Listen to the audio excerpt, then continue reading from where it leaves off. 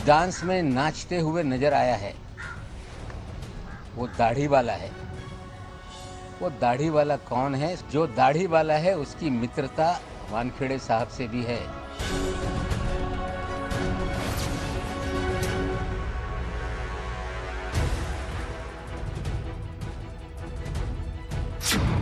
समीर वानखेड़े पर नवाब मलिक का सबसे बड़ा हमला।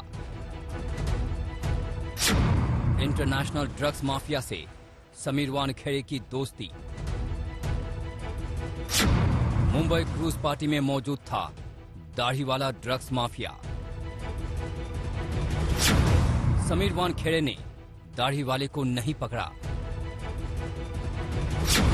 कौन है वो दाढ़ी वाला international drugs mafia?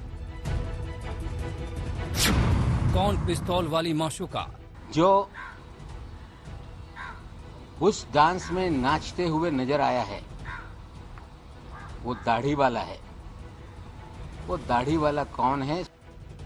Aryan drugs case में आरोपों से चौतरफा घिरे एनसीबी के क्षेत्रीय निदेशक समीर वानखेड़े पर महाराष्ट्र के कैबिनेट मंत्री नवाब मलिक का ये सबसे बड़ा हमला है। मलिक का आरोप है कि कोविड काल में मुंबई पुलिस की बगैर अनुमति के हुई जिस क्रूज पार्टी से फिल्म अभिनेता शाहरुख खान के बेटे आर्यन खान की गिरफ्तारी बताई गई, उस पार्टी में एक दाढ़ी वाला इंटरनेशनल ड्रग्स माफिया भी मौजूद था। उस जहाज की क्रूज पार्टी में टारगेटेड लोगों की तस्वीरें देकर उन्हें ट्रैप किया गया, लेकिन मेरी जानकारी है कि एक अंतर्राष्ट्रीय ड्रग माफिया उस पार्टी में था। उसकी एक माशूका भी है जो बंदूक के साथ थी। जो उस डांस में नाचते हुए नजर आया है वो दाढ़ी वाला है। वो दाढ़ी वाला कौन है? सारे एनसीबी के लोग जानते हैं। नवाब मलिक के मुताबिक वो दाढ़ी वाला दिल्ली के तिहाड़ जेल के अलावा राजस्थान के जेल में भी रह चुका है। गोवा में भी उसका ड्रग्स रैकेट चलता है। नवाब मलिक ने कहा कि वो दाढ़ी वाले का नाम अभी नहीं बताएंगे, लेकिन उन्होंने आरोप लगाया कि समीर वानखेड़े से उस इंटरनेशनल ड्रग्स माफिया की दोस्ती है, इसलिए वो छुट्टा घूम रहा है। और हमें लगता है कि इस पूरे खेल में जो दाढ़ी वाला है उसकी मित्रता वानखेड़े साहब से भी है। कुछ अधिकारी मुझे बता रहे हैं कि गोवा में भी उनका बहुत बड़ा रैकेट चलता है, लेकिन जब छापेमारी की बात आती है वानखेड़े साहब उस छापेमारी से भाग लेते रहे।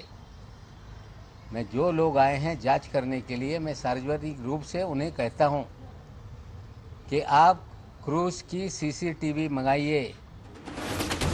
नवाब मलिक का आरोप है कि एनसीबी ने क्रूज पर मौजूद करीब 1300 लोगों में से सिर्फ चुन चुन कर उन लोगों को टारगेट किया जिन्हें समीर वानखेड़े टारगेट करना चाहते थे। एनसीबी के लोगों को उनकी तस्वीरें दी गई और फिर ड्रग्स पार्टी के नाम पर उन्हें उठाया गया, लेकिन इंटरनेशनल ड्रग्स माफिया को छोड़ दिया गया। दुनिया का एक बहुत बड़ा ड्रग माफिया उस पार्टी में था। उन्हीं लोगों ने ये पार्टी आयोजित की थी। खेल तो हो गया, लेकिन खेल का खिलाड़ी दाढ़ी लिए हुए क्यों घूम रहा है, इसका जवाब एनसीबी को देना पड़ेगा। नवाब मलिक ने एक बार फिर समीर वानखेड़े के कथित मालदीव दौरे का जिक्र किया और वानखेड़े पर फर्जी केस से बॉलीवुड पर दबाव बनाने का आरोप लगाया।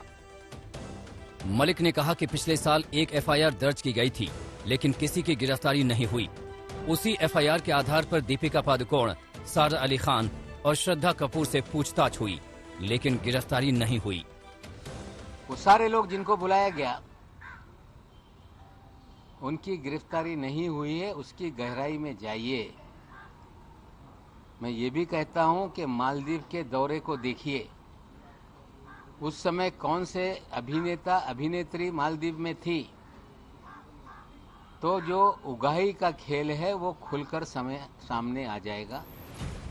तो क्या नवाब मलिक के कहने का मतलब ये है कि पहले सितारों को फर्जी केस पर डराया गया और फिर वसूली की गई?